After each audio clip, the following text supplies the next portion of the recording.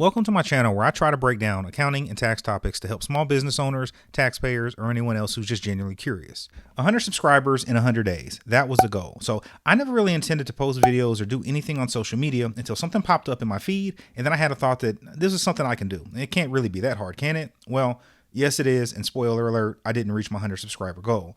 So I wanted to post a video going over what I've learned and some of the ups and downs I faced while posting content these first 100 days. So the idea behind my channel was to be a sales funnel for my side hustle, jernigancpa.com. Link in the description. And at this point, that's still the plan. So now that we have all of that out of the way, let's go ahead and get into it. So number one, for a new channel, searchable content has worked fairly well for me, but only some of the time. So I'm still new and I don't have a ton of views, so take that with a grain of salt. My first video, I wanted to post something that I knew would get views, something that people would be searching for. The first thing that popped in my head was how to fill out a Schedule C. And the reason for this is most people start businesses without much direction, or they'll jump into something like a side hustle like Uber, Lyft, etc., not realizing that they'll have to fill out a business return. And if you're anything like me, the first thing you do is you go to YouTube and you search how to. And honestly, it worked. I didn't tell a single soul that I was going to be posting content. I didn't share it on my social media. I didn't advertise it in any way. So I was way too shy to put myself out there, and I figured I would just put it out there and see what happened. And in the first 7 days, I got 21 views. So that doesn't sound like a lot, and it's not, but that's honestly still more than 2 of my videos have received in 2 months. So I would say it's a success. So to date, it's my second highest viewed video with just over 2,300 views. Number 2, thumbnails. Thumbnails are both easier and harder than I thought they would be to create. So I've been using the free version of Canva and it's been getting the job done. It would be nicer to have the additional functions that the paid version has, but since I'm not making any money and I'm not even sure I'm going to keep posting content, I figured free 99 was the way to go. I'm not good at making good thumbnails, and the free templates they have, they definitely work, but there aren't a ton of great free options. If you're artsy, then the free version may be just fine. Otherwise, you may have to fork over the $13 or $14 per month that it costs for the paid version. Number 3, waiting for the right equipment. Waiting for the equipment just prolongs the process. So when I decided that I was going to post a video, I watched a ton of content from Think Media and other sources about microphones, headphones, adapters, you name it. The reason it took me so long to record something was that I thought I had to have everything perfect. But just like everything else, you just have to get started. Once I came to terms that my videos would suck with or without the latest and greatest, I just went for it. I cringe when I watch my videos, but the only way to get better is to get reps, so bear with me. Hopefully I'll nail down a direction or niche down my content, but it's trial and error at this point.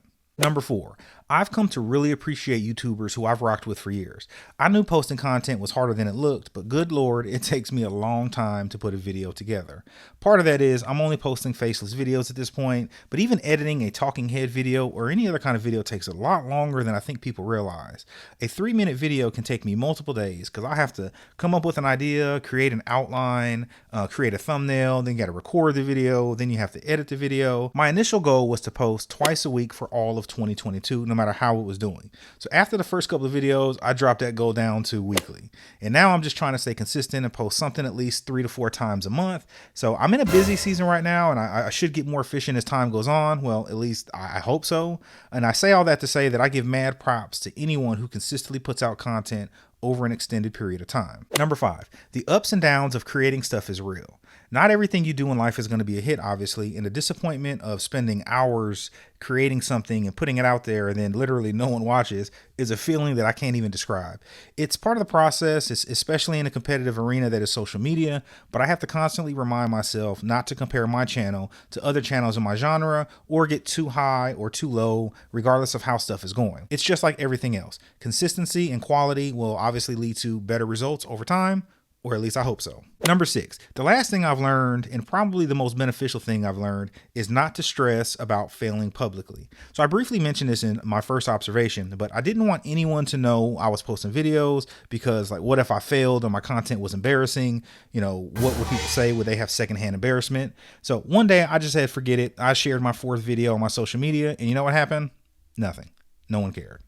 Well, I shouldn't say that. To date, that video has over 2,700 views and is the most successful one I've posted. Is it my best one? No, I don't think so.